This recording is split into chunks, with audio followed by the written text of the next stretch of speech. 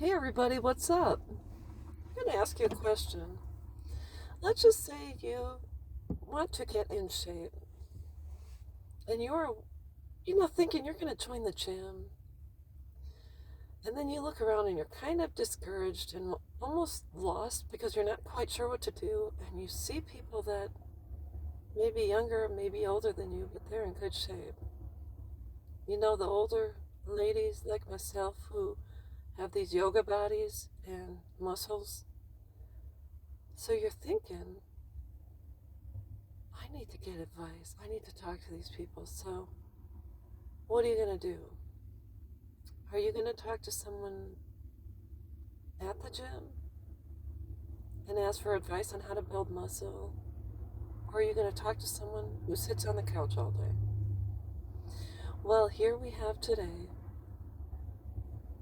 these sons and daughters who are taking advice from the likes of Oprah and other armchair internet experts regarding how to deal with parents.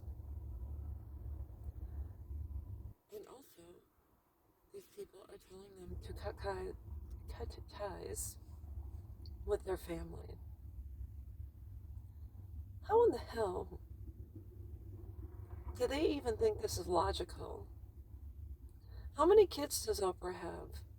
How many has she actually conceived, carried, and given birth to? How about a big fat zero?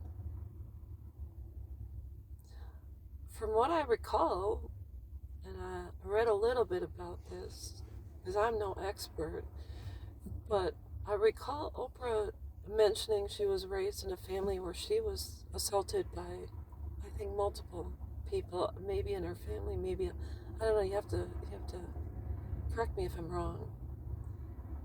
But Oprah, despite a turbulent relationship with her mother, took care of her mother and even had a funeral for her.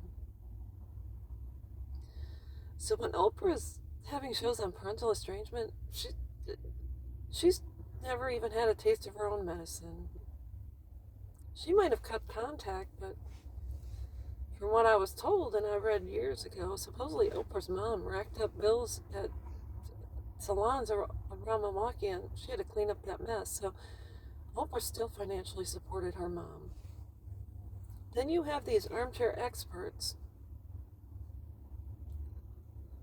that are telling sons and daughters to cut ties with their parents, that their parents don't belong in their lives, and how dare they, and who are you, and you don't deserve to have a relationship with your kids because they're not yours anymore, and those grandkids aren't yours. They belong to your son and daughter.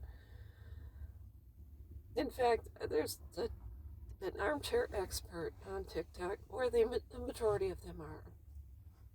And this person spouted off all of her supposed, and they may be true, all of her degrees and all of the training she's had to help people go through parental estrangement. And then she said, well, I'm 8 months pregnant. This is someone that barely has a child that's hatched. So you're telling me you have no experience with maybe 10-year-olds, 15-year-olds, 20-year-olds, 30-year-olds. You have no experience with parental estrangement because your baby has not left your body. That baby bird is still in your nest, and you're trying to give other people advice.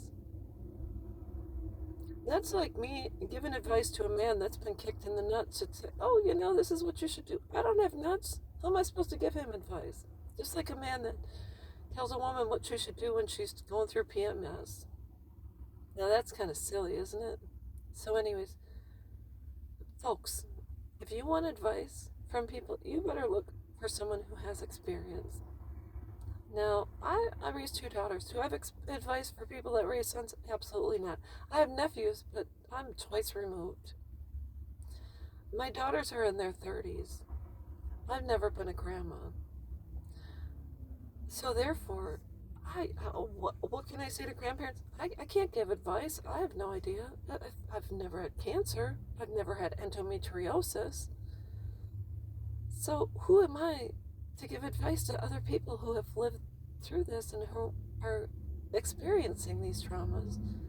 I'm not. I'm simply a woman that talks here. I have a YouTube channel, talk to people, I take notes, and I say what I have to. So anyways, that's all I've got.